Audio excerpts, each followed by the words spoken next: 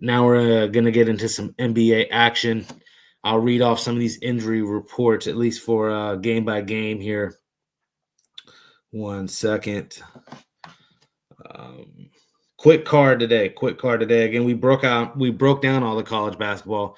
We broke down all of the upcoming college football. So it's basically the hockey and the NBA. Obviously, there's college basketball, but I'm saving that there for the morning show. There's just a lot to cover each day in college hoops.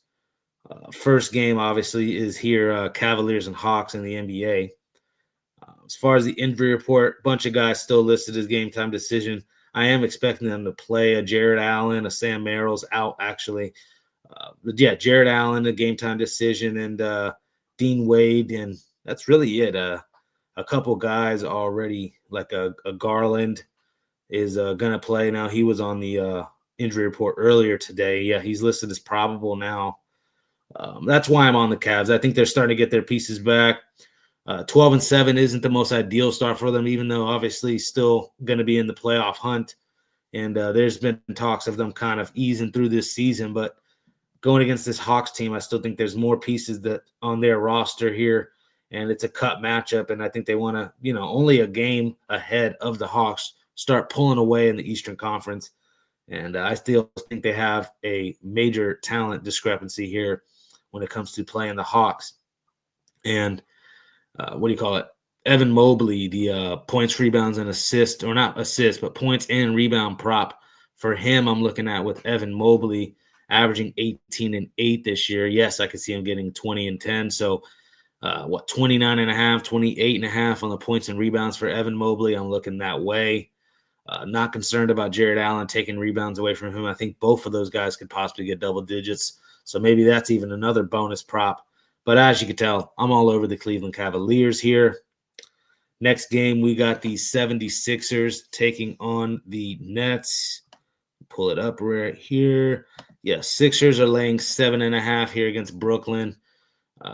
What else? No Michael Porter for the Nets. No Cam Thomas for the Nets. Haywood Highsmith out as well for the Nets here. But for the Sixers, Paul George game time decision, Bona game time decision, Watford's out, Edgecomb's out, and Embiid's out. But as long as they have a guy like Jared McCain, Tyrese Maxey, Quentin Grimes has played amazing off the bench and kind of in a starter role at times this year. I still think there's plenty of pieces. A guy like Kelly Oubre is well able to shoot the three. I don't know. I just can't get there at all with the Nets. Probably one of the, if not the worst team in the NBA, a 3-14 start. Philly, not necessarily in love with them, and the -7.5 is a little sketch, but I think it's rightly so. This line, it's opened up at 6 as well. I'll take the 76ers, though, here, -7.5. On to the next game. We have another fun one, though, here, Bulls and Hornets. Bulls are 2.5-point favorites here. Injury report in this one, it's looking like Okoro's game time decision, Dalen Terry's a game time decision, Kevin Huerter game time decision, Williams game time decision, and Vucevic game time decision. A lot of question marks on the Bulls side. Expecting a couple of these guys to play, maybe a couple of these guys to not. It's kind of hard, hit or miss. We will see. But the injury report on the Hornets side is a lot cleaner. Nothing major here on the Hornets side. Obviously, Josh Green, Grant Williams are still out. Pat Connaughton, a game time decision. But this kid, Con Kniple, I'm just going to keep bringing him up, man. Rookie of the year already is what it's looking like. Dropping 25 points a night, just about. What else? Just the 3 here. He's on pace to break the rookie record for most 3-point shots made in a season. Really high on Con Kniple, really high still on a LaMelo Ball and Brandon Miller, Miles Bridges. A ton of young guys are on this Hornet squad. They're starting to build something. I know they're 4-14 out the gate compared to a 9-8 for the Bulls, but I'm actually on the Hornets here, plus the 2.5. I think they get this one done here at home in this cut matchup. Get the 2.5 points here with the Hornets. On to the next game. We got the Orlando Magic taking on the Pistons in a game that's a revenge spot for me and a revenge spot for these Magic, as I remember being on the Magic there earlier this season when the Pistons blew them out. And, the Magic were at full strength at the time. But that's going to lead me into my point about Paolo Banchero. All of the plus-minus numbers say that the Magic are actually better without him in the lineup when it comes to Paolo Banchero. And I still think, again, let me actually get to the injury report. I forgot to go here. Injury report on the Magic and Pistons. But that was just my next point because I know Banchero is going to be out here in this one. Moritz Wagner's out, and Colin Castleton's still game time decision. But for the Pistons, nothing really too crazy. Klintman out, Sasser out, Jaden Ivey game time decision. I don't know. I still feel like it's a fool's gold here. 15-3. Just lost that game outright to the Celtics. That was a game we were on Boston. Obviously, you like the pieces here. Cade Cunningham, obviously, a Duncan Robinson able to shoot the three. Eamon Thompson. I get it. A Sewer Thompson. Eamon Thompson there on the Rockets. But, Tobias Harris. There's some pieces. When's Tobias Harris? What do you do? Yeah, I don't know. I just, looking at this here, I still think the perimeter shooting, let me read these stats off to you real quick. 1 second. The Magic are shooting, one sec. They're shooting 36% from three, the Magic here. And I would not be surprised to see the Pistons shooting better, but I still think it's going to be, Yeah, they're shooting only 31%. So it actually already goes into my case that I still think the Magic actually have the better perimeter scoring. We need a Franz Wagner to really step up, especially without Banchero. But as I've said, look at the plus-minus numbers if you're into that, and it's actually better without Banchero in. I think that says a lot going forward with what they might do with Banchero. Give me the Magic here, though, plus 3.5 in a revenge spot for them. I think they could even win this game outright. On to the next one. We got the Wizards and the Pacers. 1 second. Let's get to that. Wizards and Pacers, the D-Gen special of the day here. Two just god-awful records. 2-15, 2-16. It's just the most insane fall-off that needs to be studied here with the Pacers. I get it. A bunch of guys got hurt. Really just Halliburton, and then to lose Miles Turner in the offseason to the Bucks. But you would really expect them not to start off 2-16 this year. Obviously, the injury bug has just completely plagued them, and it's plaguing them here again today. Nembhard's now game time decision, and obviously those main guys that have been out, the Neesmiths, the Jackson, Furphy, and then Cam Jones, all still out. Gonna need Nembhard. That's just a big, guard, floor general type guy that can also create his own shot. To not have him in the lineup is, a big blow. But you still have TJ McConnell. You still have Benedict Mathurin, Pascal Siakam, still plenty of pieces. And then you look at what the Wizards have. No Trey Johnson, which has been a big little piece for them off the bench, this rookie, almost 12 points per game. Keontae George has also taken a step forward this year, almost 17 points per game. But you got an aging CJ McCollum. And then, I'm not in love with Alex Sarr, who, yes, he's putting up some pretty solid numbers, 18 points per game, 8 rebounds. I just think he's still light. Doesn't weigh that much. I'm just trying to be nice here. 205, 7 foot tall. I don't know. Obviously, the new age center isn't necessarily these big Shaq type builds. It's the guys that are skinny and able to get up and down the floor and, shoot that outside shot, also protect the rim. But I don't know. I'm not the biggest Alex Sarr Wizards guy. Clearly, 2-15 versus this 2-16 Indiana Pacers squad. I think the Pacers, I've been saying I think they get right for the last, 2 weeks. And Raptors, I was on them, the plus 10 there. I was on them against the Pacers. They've been covering. That's the thing, is they're not – the last 4 or 5 games at least we've been on them, and they've kind of been holding their own. Yeah, I'm on the Pacers here. It is a strange number to have to lay here, -6.5 with Indiana. But, yes, I would be on the Pacers in the D-Gen special of the day. And then this one here is almost a running to the window type spot for me at least. even without Giannis, who last I checked Giannis was on the game time decision injury report here, and Kevin Porter is obviously still out. Torian Price is out till January. And then when you look at the Knicks, Anunoby's out, Shamit's out, and McCullough's a game time decision. I still think, again, even if Giannis doesn't play, I like a Ryan Rollins, I like a Gary Trent, Bobby Portis, Miles Turner, the Kyle Kuzmas of the world. Deep Milwaukee team. 8-11 is a surprising start for me. I'm expecting this team to finish in the top 5 there in the Eastern Conference and really make some noise once playoff starts. Obviously, in the NBA, a lot of these teams just coast until that time. But this is the spot I think they get up for here against the Knicks. To get 8 points in our back pocket, yes, I like I like the Bucks here. It's plus 7.5. I'll take that, obviously, here, the plus 7.5 with Milwaukee. All right, and then here's a game here. Suns and Thunder. Stepped in front of the Thunder there with the Timberwolves, and not upset about it. At least we covered the spread. I had a plus 8.5. I had plus 10.5. They lose by 8, the Timberwolves. So, we covered that.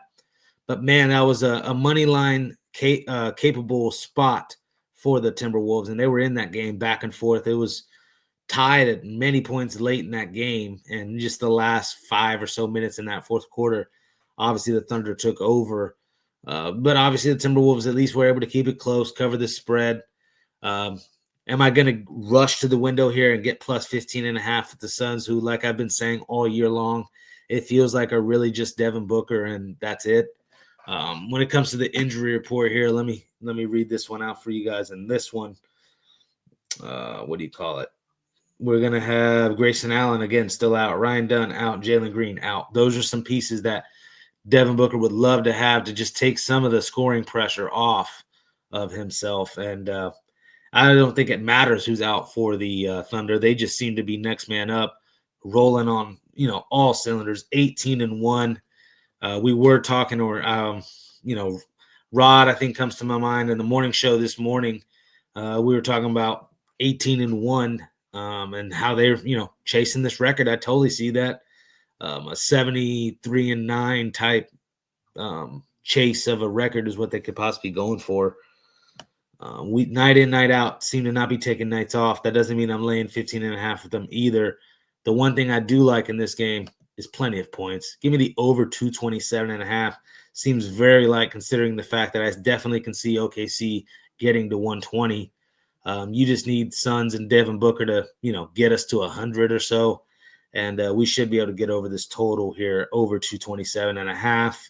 Wouldn't surprise me to see a close game. Wouldn't surprise me to see a blowout. I just like rather rooting on some points here and get the over 227.5 between Phoenix and Oklahoma City. We have the San Antonio Spurs next up against the Denver Nuggets. Read the injury report here with this one as well. 1 second. Injury report here. Obviously, no Wembanyama still. He's going to be out. He won't be back until December. I'm seeing December 4th, December 3rd. Stephon Castle here is still going to be out as well. Another piece, McLaughlin out. Harrison Ingram, game time decision here for the Spurs. Strother, Gordon, and Braun still out. Still no problem to me. Nuggets next man up mentality, 13-4 start. The Tim Hardaway Jr., Cam Johnson acquisition helps bring depth for this current situation where a couple guys are out of the rotation, a Peyton Watson. I'm on the Nuggets here in this one. Right, Nuggets here in this one. 1 second. Yes, Nuggets minus 8.5 versus the Spurs. That's what we're on. See some of the comments here. Alex says he was on all 3 dogs.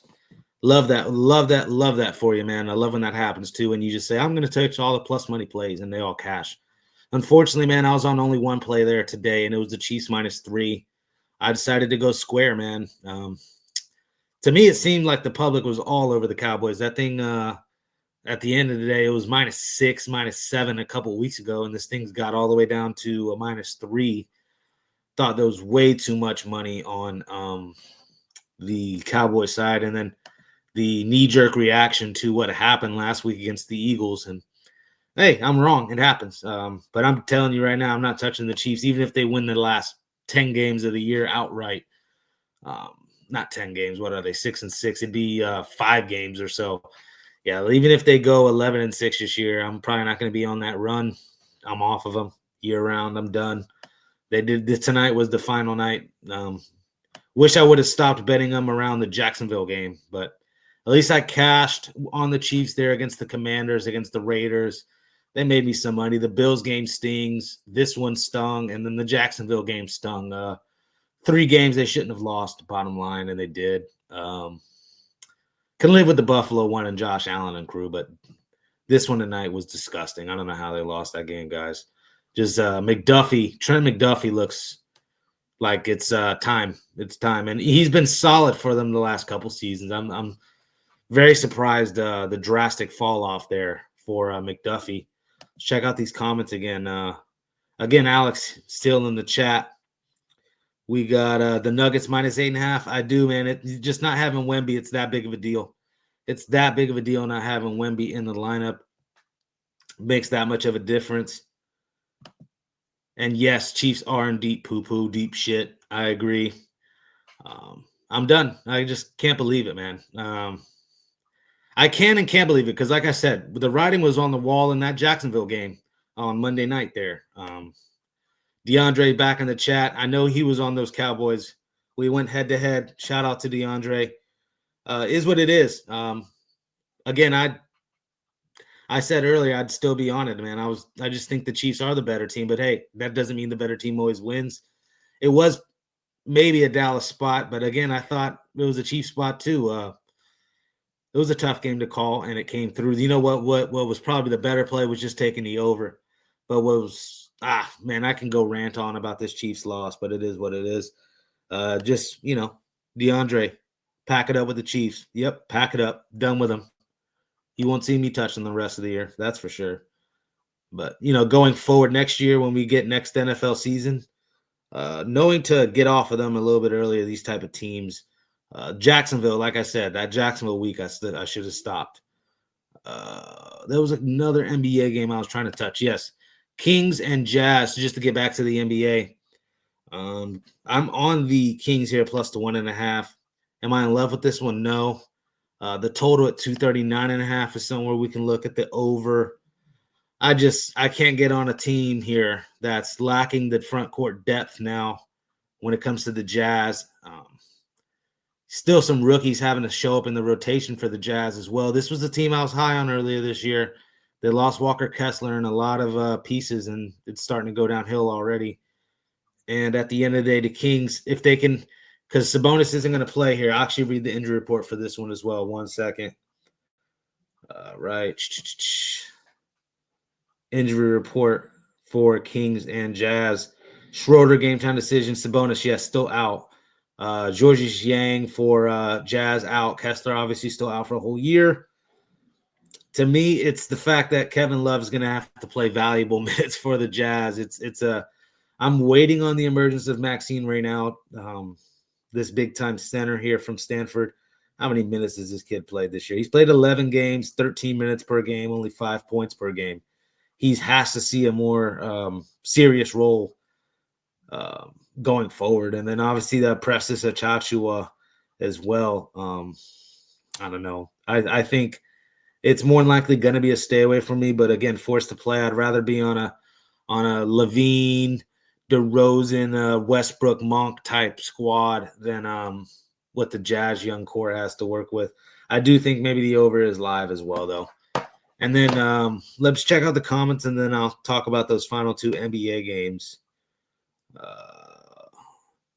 Early college football tomorrow here, DeAndre's talking about. Absolutely love it. Yes, I talked about some of the college football last episode, but I'm just trying to read these comments 1 second.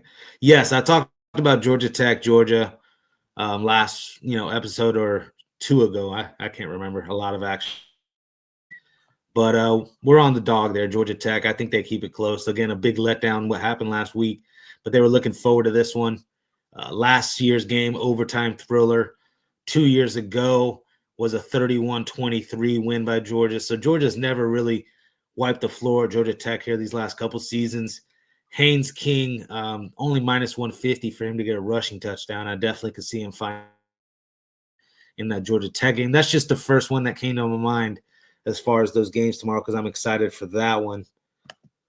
And Alex here disagrees. He says Jazz seems a bit too free. Hey, best of luck with you. I mean, I like a Walter Clayton Jr. still. I'm just waiting on him to start really doing something. Ace Bailey, obviously, still those two rookies I'm really talking about. But yes, Keontae George is starting to look, like he's the franchise type carrier. Marketing, of course, but I don't know. Why is the line only minus 1.5? So, yeah, he says seems a bit too free. So that might be what he's alluding at. That, just seems too easy. But what's he saying? That DeRozan under 1.5 threes automatic parlay piece for me? Hey, I'm not mad at that. Yep, Mr. Mid-Range, DeRozan. DeFrozen. He says DeFrozen. Well, making me want to get on those Kings a little bit. I'm not going to lie, man. I'm probably staying away. Yes, he agrees. Markkanen is a monster. All right, let's get into these final couple games. I don't have banners for these ones, man. Some technical difficulties. But the final two games, I'll start with the first one here. We got Lakers and Mavericks. This one in L.A. Lakers 9.5-point favorites. Injury report in this one. Still day-to-day Davis being questionable game time decision. Derek Lively here. He will be out. That was just huge for them. He just came back, and now all of a sudden he's hurt again. And then, yes, Exum and Irving still out for long periods of time. But a little bit cleaner of an injury report for the Mavericks. Not as bad as it has been recently. And then you look at the Lakers, Marcus Smart, DeAndre Ayton, game time decisions. Let's see what's going on with Ayton again. It was he's listed as probable, so they're expecting him to play because I feel like they will need that big piece down low. Marcus Smart, questionable back. We'll see another defensive type player. A nice wing for the Lakers. I'm looking the Lakers' way here. I'm laying the minus 9.5 here. Again, LeBron, Luka, Austin Reeves, just too much firepower against this Dallas Mavericks squad, who's just been piecing together a lineup week, day in, day out. 5-14 start, fired the GM. I mean, come on. Many reasons to be on the Lakers minus 9.5. It opened up at 10.5 and is bet down to 9.5. So, again, that makes me like the Lakers even more this one as they may improve to 14-4. Nice little start for LA Lakers, and they may make some noise in the West. Check out these comments here. Luka triple dub. I mean, is it almost automatic at this point? Even if it doesn't cash every night, I'll take it. Luka triple dub. I've been trying to find it. Just one day, just give me one time a Luka and LeBron triple double in the same game. Give me that two-teamer. It's going to happen. You're like, how are they going to get 20 assists combined? Well, I don't know. Make it happen. It's possible. I've seen it before. Obviously, it's a major payout if you can find it. But the final game, we'll go Grizzlies, Clippers. Grizzlies 6.5-point dogs facing these Clippers. Injury report here, and this one is what? We got Ty Jerome still out. John Morant out. Javon Small, Brandon Clark, and Scottie Pippen Jr. all out. 5 pieces for the Grizzlies are going to be out tomorrow. Don't like Jordan Miller still being out here. Again, the 6'6" guy off the bench here has been a nice little piece for like a Norman Powell replacement. And obviously no more Norman Powell on the Clippers. And, Jordan Miller, 13 points a game is solid. For him not to be in, a little worrisome. No Bogdanovich is worrisome as well. Derek Jones, another forward. Yeah, I don't know. I could still get on the Clippers here, though, minus the 6.5. I do like the over 226.5 probably a lot more. I don't know. When I see James Harden, I know he's going to cook. 10-plus assists for him. What's he averaging assist-wise this year? Averaging 8.5 assists, his usual type. 28 and 8. The triple-doubles live for him as well. We'll see Kawhi. We'll see what's going on with Kawhi. I never know what's going on with him. I know he played against the Lakers. I don't know. We'll see with him. He should play, expecting him to. John Collins, Zubac. I think there's, again, legit more pieces on this Clippers side. That's why I get the line being -6.5. I will take the Clippers here in this one.